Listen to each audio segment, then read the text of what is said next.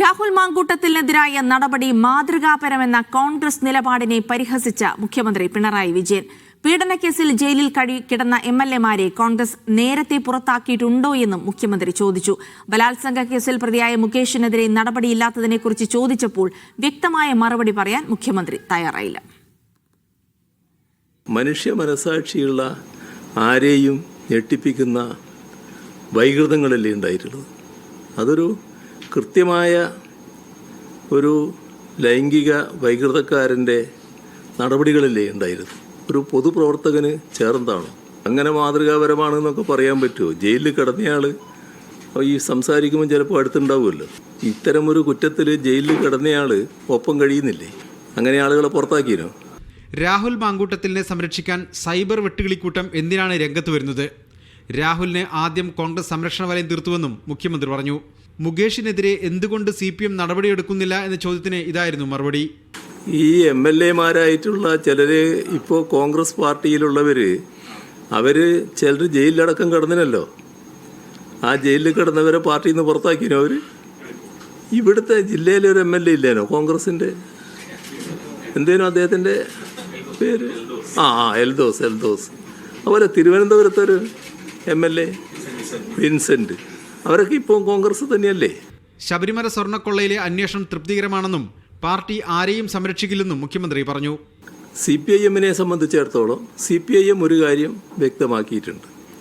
ഈ കാര്യത്തിൽ ആര് തെറ്റ് ചെയ്താലും ആ തെറ്റ് ചെയ്തവരെ സംരക്ഷിക്കുന്ന ഒരു നടപടിയും പാർട്ടിയുടെ ഭാഗത്ത് ഉണ്ടാകില്ല എന്നത് CPIM വ്യക്തമാക്കിയുള്ള കാര്യവുമാണ്. Media One, Kochi.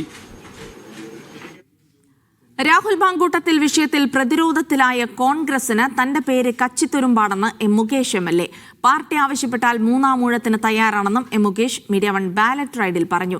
ആരോപിതർക്കെതിരെ കോൺഗ്രസ് മാതൃകാ നടപടിയെടുക്കുമ്പോൾ CPM പീഡകരെ സംരക്ഷിക്കുകയാണെന്ന് പ്രതിപക്ഷ നേതാവ് ആരോപിച്ചു.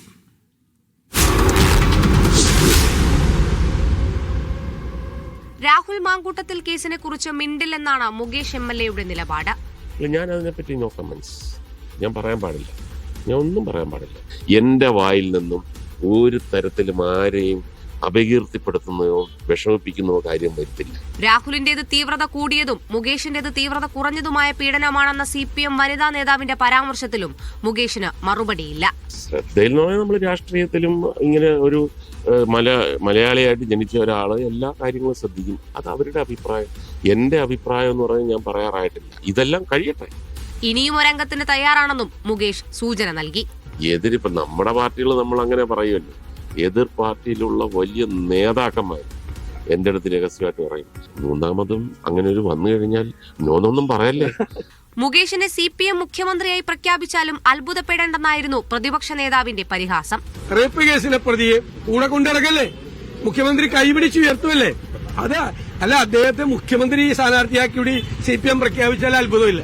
രാഹുലിനെതിരായ നടപടി ഉയർത്തി പീഡനാരോപണങ്ങളിൽ നടപടിയെടുത്തില്ലെന്ന ആരോപണം CPM-നെതിരെ കടുപ്പിക്കാനാണ് കോൺഗ്രസ് ശ്രമം.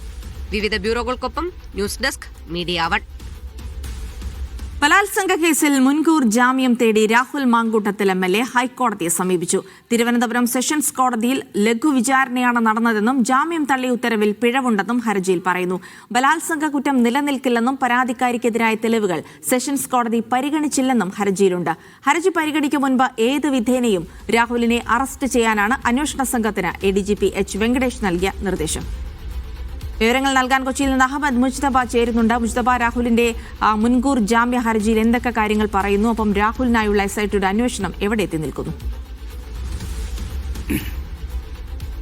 ജിൽസി, നിലവിൽ ഇപ്പോൾ ഹൈക്കോടതിയിൽ അല്പസമയം മുമ്പാണ് ഈ ജാമ്യാപേക്ഷ ഫയൽ ചെയ്തിരിക്കുന്നത്. മുൻകൂർ ജാമ്യാപേക്ഷയാണ്. അതിൽ കുറേയധികം വാദങ്ങൾ, പ്രത്യേകിച്ച് തിരുവനന്തപുരത്ത് സെഷൻസ് കോടതി തള്ളിക്കളഞ്ഞ കുറേ വാദങ്ങൾ അക്കമിട്ട് നിരത്തുന്നുണ്ട്. പ്രത്യേകിച്ച് ആ കോടതിയിൽ തന്റെ ഭാഗങ്ങൾ, പരാതി ഉൾപ്പെടെ ഈ പരാതിക്കാരിക്കെതിരായ താൻ നൽകിയ തെളിവുകൾ ഉൾപ്പെടെ വിശദമായി പരിശോധിക്കാതെ ഒരു ലഘു വിചാരണ എന്ന പോലെ 2 ദിവസം നീണ്ട നടപടിക്രമങ്ങളാണ് നടന്നത്. അതല്ല ശരിയായ വശം. പ്രത്യേകിച്ച് ഈ പരാതി എന്ന് പറയുന്നത് ദീർഘകാലം വൈകിയ ഒരു പരാതിയാണ്. അത്തരം കേസുകളിൽ ഒരു പ്രാഥമിക അന്വേഷണം നടത്തിയ ശേഷം മറ്റു നടപടികളിലേക്ക് പോകണമെന്നത് സുപ്രീം കോടതിയുടെ നിർദ്ദേശമാണ്. അത് ഉൾപ്പെടെ ലംഘിക്കപ്പെട്ടിട്ടുണ്ട്. മാത്രമല്ല ഇതിനകത്ത് ഇത് ഉഭയസമ്മത പ്രകാരമുള്ള ഒരു ബന്ധമായിരുന്നു. ദീർഘകാലം പരസ്പര സമ്മതത്തോടെ ഉണ്ടായ ഒരു ബന്ധമായിരുന്നു. അത് തെളിവുകൾ ഉൾപ്പെടെ കോടതിയിൽ ഹാജരാക്കിയിരുന്നു. മാത്രമല്ല, അങ്ങനത്തെ ഒരു പരാതിയിൽ ബലാത്സംഗ കുറ്റം നിലനിൽക്കില്ല എന്നൊരു കാര്യം കൂടി പറയുന്നുണ്ട്. ഒപ്പം തന്നെ ഈ പരാതി നൽകാനുള്ള കാലതാമസം, അതോടൊപ്പം തന്നെ പരാതി നൽകുന്നതിലെ നടപടിക്രമങ്ങളിലെ വീഴ്ച, പ്രത്യേകിച്ച് എവിടെയെങ്കിലും ഒരു FIR ലോഡ് ചെയ്യുന്നതിന് പകരം പരാതി നൽകുന്നതിന് പകരം നേരിട്ട് മുഖ്യമന്ത്രിയുടെ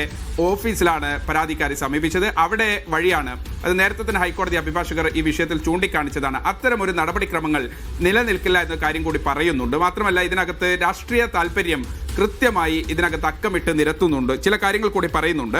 ഈ അന്വേഷണവുമായി ബന്ധപ്പെട്ട് തനിക്ക് കുറേയധികം കാര്യങ്ങൾ ഈ കോടതിയെ ബോധ്യപ്പെടുത്താനുണ്ട്. മാത്രമല്ല, അന്വേഷണ സംഘത്തെ ബോധ്യപ്പെടുത്താനുണ്ട്. അതിനുള്ള സാവകാശം വേണം. അതിന് ഏതെങ്കിലും തരത്തിൽ താൻ അബ്സ്കൗണ്ടിങ് ആവുകയോ മുങ്ങുകയോ ഈ അന്വേഷണത്തെ വഴിതിരിച്ചുവിടാൻ ശ്രമിക്കുകയോ ഒരു തരത്തിലും സ്വാധീനിക്കുകയോ ചെയ്യില്ല. അതുകൊണ്ട് തനിക്ക് തന്റെ കാര്യങ്ങൾ പറയാൻ ചില സാവകാശം വേണം.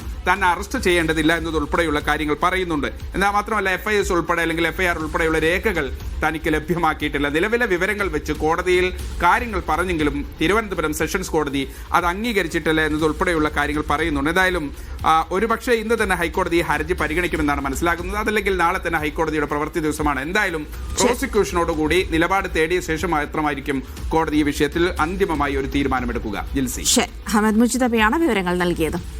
പീഡന പരാതിയിൽ മുൻകൂർ ജാമ്യ ഹർജി തള്ളിയിട്ടും രാഹുൽ മാങ്കൂട്ടത്തിൽ ഒളിവിൽ തുടരുന്നു.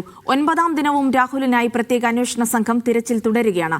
രണ്ടാമത്തെ പരാതിയിൽ AIG പൂങ്കുഴലിയുടെ നേതൃത്വത്തിൽ SITക്ക് കീഴിൽ മറ്റൊരു സംഘത്തെയും രൂപീകരിച്ചു. ഈ കേസിൽ പരാതിക്കാരുടെ മൊഴി SIT ഉടൻ രേഖപ്പെടുത്തും.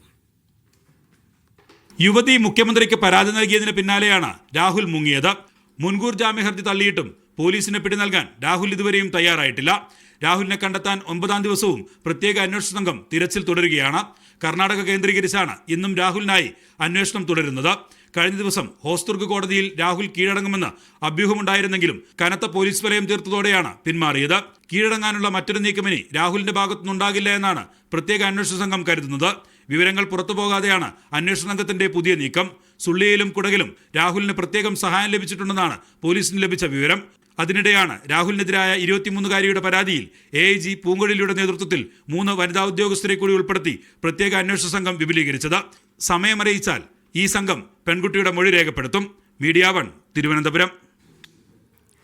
രാഹുൽ മാങ്കൂട്ടത്തിനെതിരായി സ്വീകരിച്ച നടപടി ചൂണ്ടിക്കാട്ടി CPM-നെതിരെ പ്രചാരണം ശക്തമാക്കാൻ കോൺഗ്രസ്. സമാന കേസുകളിൽ ആരോപണ വിധേയരായവർക്കെതിരെ നടപടിയെടുക്കാൻ ധൈര്യമുണ്ടോ എന്നാണ് ചോദ്യം. ശബരിമല സ്വർണ്ണക്കൊള്ളയും സർക്കാരിനെതിരായ വിവാദങ്ങളും സജീവ ചർച്ചയാക്കി തദ്ദേശ തെരഞ്ഞെടുപ്പിന്റെ പ്രചാരണ രംഗം പിടിക്കാനാണ് കോൺഗ്രസിന്റെ നീക്കം. തദ്ദേശ തെരഞ്ഞെടുപ്പിൽ രാഹുൽ മാങ്കൂട്ടത്തിനെതിരായ ലൈംഗിക ആരോപണം ഉയർത്തിയായിരുന്നു CPM കോൺഗ്രസിനെ സമ്മർദ്ദത്തിലാക്കിയത്. രാഹുലിനെതിരായി സ്വീകരിച്ച നടപടി ചൂണ്ടിക്കാട്ടി CPM-നെ കടന്നാക്രമിക്കുകയാണ് കോൺഗ്രസ്. ആരോപണം വന്നയുടൻ പദവികളിൽ നിന്ന് രാഹുലിനെ നീക്കി. കോടതി മുൻകൂർ ജാമ്യം നിഷേധിച്ചതോടെ പാർട്ടിയിൽ നിന്നും പുറത്താക്കി. ഇതോടെ രാഷ്ട്രീയ ഉത്തരവാദിത്വം നിർവഹിച്ചുവെന്നാണ് കോൺഗ്രസ് നിലപാട്. മുകേഷിനും പത്മകുമാറിനുമെതിരെ ഇങ്ങനെ നടപടിയെടുക്കാൻ ധൈര്യമുണ്ടോ എന്നും കോൺഗ്രസിന്റെ ചോദ്യം. മുകേഷിനെയോ പത്മകുമാറിനെയോ അതുപോലെ തന്നെ വാസുവിനെയോ പുറത്താക്കാൻ തയ്യാറാവാത്തവർ ജനങ്ങളുടെ മുമ്പിൽ മുഖം വികൃതമായിട്ട് നിൽക്കുക. മുകേഷിന്റേത് തീവ്രത കുറഞ്ഞ പീഡനമെന്ന MV ഗോവിന്ദന്റെ താത്വിക വിശകലനം ചില്ലിട്ട് വെക്കണമെന്ന് പ്രതിപക്ഷ നേതാവ് VD സതീശന്റെ പരിഹാസം. മുകേഷിന്റെ തീവ്രത കുറവായിരുന്നു, ഇപ്പുറത്തേന് തീവ്രത കൂടുതലാണ്. ഇങ്ങനെ പറഞ്ഞ് താത്വികമായി വിശകലനം നടത്തുന്ന ഒരു എക്സ്പെർട്ടാണ് ആര്? MV ഗോവിന്ദൻ. ശബരിമല സ്വർണ്ണക്കുള്ള ഉയർത്തിയായിരുന്നു തെരഞ്ഞെടുപ്പ് പ്രചരണത്തിന്റെ ആദ്യഘട്ടത്തിൽ UDF-ന്റെ നീക്കം. പിന്നാലെ രാഹുൽ മാങ്കൂട്ടത്തിനെതിരായ ആരോപണമുയർന്നു വന്നതോടെ UDF പ്രചരണം ദുർബലമായെന്നാണ് നേതൃത്വത്തിന്റെ വിലയിരുത്തൽ. അതുകൊണ്ട് തന്നെ വരും ദിവസങ്ങളിൽ ശബരിമല സ്വർണ്ണക്കൊള്ളയിൽ CPM നേതാക്കളുടെ പങ്കും സർക്കാരിനും മുഖ്യമന്ത്രിക്കുമെതിരായ ആരോപണങ്ങളും LDF സർക്കാരിന്റെ ജനവിരുദ്ധ നടപടികളും സജീവ ചർച്ചയാക്കി പ്രചാരണത്തിൽ മേൽക്കൈ നേടാനുള്ള ശ്രമത്തിലാണ് കോൺഗ്രസും UDF-ഉം. മീഡിയ 1 തിരുവനന്തപുരം. രാഹുലിന്റെ അറസ്റ്റ് വൈകുന്നത് പോലീസിന്റെ തിരക്കഥയാണെന്ന് യൂത്ത് കോൺഗ്രസ് ദേശീയ സെക്രട്ടറി അബിൻ വർക്കി.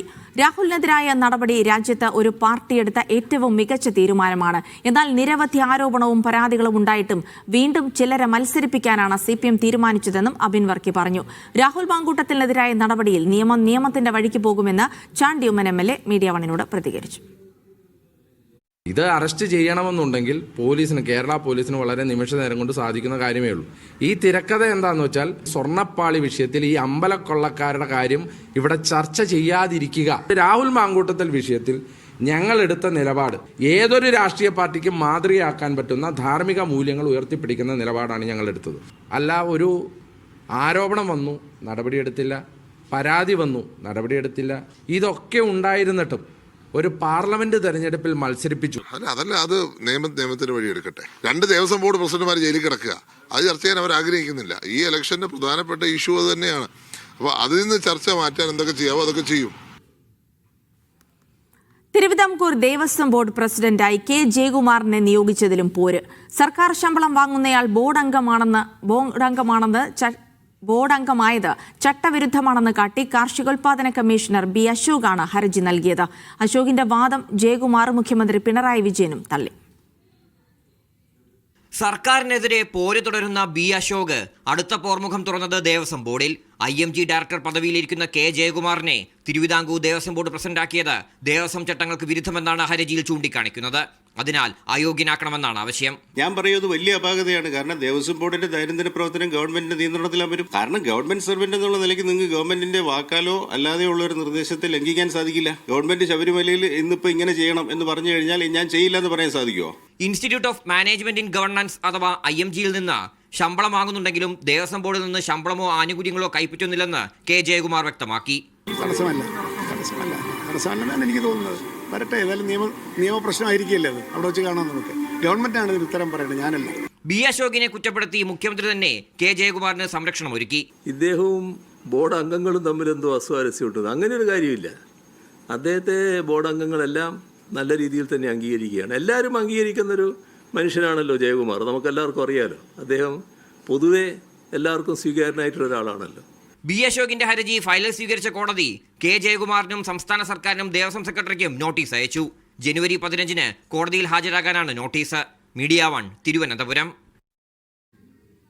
ശബരിമല സ്വർണ്ണക്കൊള്ളക്കേസിന്റെ രേഖകൾ ആവശ്യപ്പെട്ട് ED നൽകിയ അപേക്ഷയിൽ 10-ന് വാദം നടക്കും. കൊല്ലം വിജിലൻസ് കോടതിയിൽ നൽകിയ അപേക്ഷയെ സംസ്ഥാന സർക്കാർ ശക്തമായി എതിർത്തു. ഉണ്ണികൃഷ്ണൻ പോറ്റിയുടെ നേതൃത്വത്തിൽ കള്ളപ്പണ ഇടപാട് നടന്നുവെന്ന് ED കോടതിയിൽ പറഞ്ഞു. ജാമ്യം തേടി മുരാരി ബാബു സമർപ്പിച്ച അപേക്ഷയിൽ ഹൈക്കോടതി SITയുടെ റിപ്പോർട്ട് തേടി.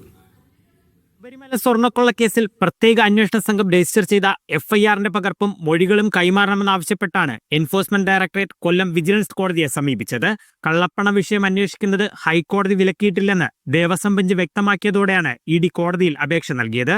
ED അന്വേഷണത്തെയും അപേക്ഷയെയും ശക്തമായി എതിർത്ത സംസ്ഥാന സർക്കാർ എതിർപ്പ് രേഖാമൂലം അറിയിക്കും. സ്വർണ്ണക്കൊള്ളയിൽ കള്ളപ്പണ ഇടപാട് നടന്നിട്ടുണ്ടെന്ന് ED കോടതിയിൽ അറിയിച്ചു. FIR അടക്കം കോടതിയിൽ നിന്ന് ലഭിക്കുന്ന എല്ലാ രേഖകളും രഹസ്യമായി സൂക്ഷിക്കാമെന്ന് ED കോടതിയിൽ. അപേക്ഷയിൽ 10-ന് വിശദമായ വാദം കേൾക്കും. തിരുവാഭരണം മുൻ കമ്മീഷണർ KS ബൈജുവിന്റെ റിമാൻഡ് കാലാവധി 14 ദിവസത്തേക്ക് കൂടി നീട്ടി. മുൻ എക്സിക്യൂട്ടീവ് ഓഫീസർ മുരാരി ബാബു ഹൈക്കോടതിയിൽ സമർപ്പിച്ച ജാമ്യ ഹർജിയിൽ കേസ് ഡയറി ഹാജരാക്കാൻ SITക്ക് കോടതി നിർദ്ദേശം നൽകി. ജാമ്യാപേക്ഷ ഹൈക്കോടതി വ്യാഴാഴ്ച പരിഗണിക്കും. ദേവസ്വം മുൻ പ്രസിഡന്റ് A പത്മകുമാർ സമർപ്പിച്ച ജാമ്യ ഹർജിയിൽ തിങ്കളാഴ്ച വാദം കേൾക്കും.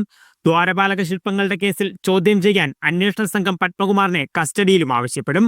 മീഡിയ 1 കൊല്ലം.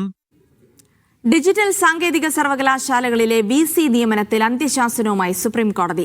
സർക്കാരിനും ഗവർണർക്കും സമവായത്തിലെത്താൻ കഴിയുന്നില്ലെങ്കിൽ തങ്ങൾ നിയമനം നടത്തുമെന്ന് സുപ്രീം കോടതി മുന്നറിയിപ്പ് നൽകി.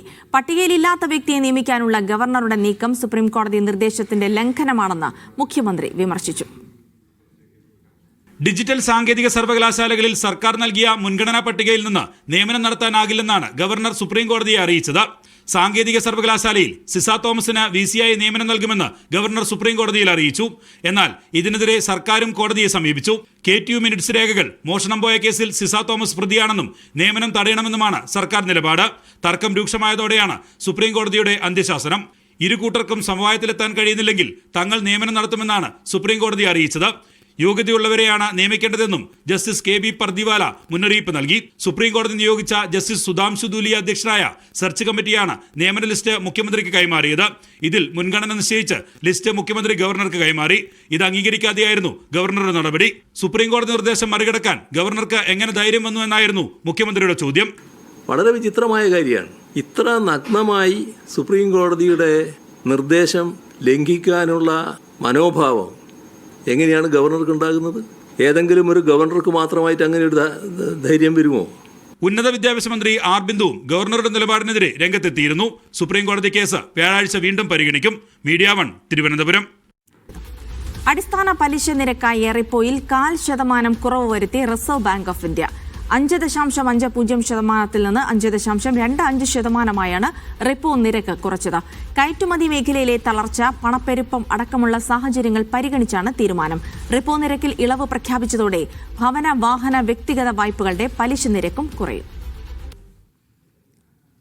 തെരഞ്ഞെടുപ്പിൽ UDF ജമാഅത്തെ ഇസ്ലാമിയെ കൂട്ടുപിടിക്കുന്നത് ആത്മഹത്യാപരമെന്ന മുഖ്യമന്ത്രി പിണറായി വിജയൻ. അവിശുദ്ധ സഖ്യത്തിനാണ് കോൺഗ്രസ് തയ്യാറായതെന്നും പിണറായി പറഞ്ഞു.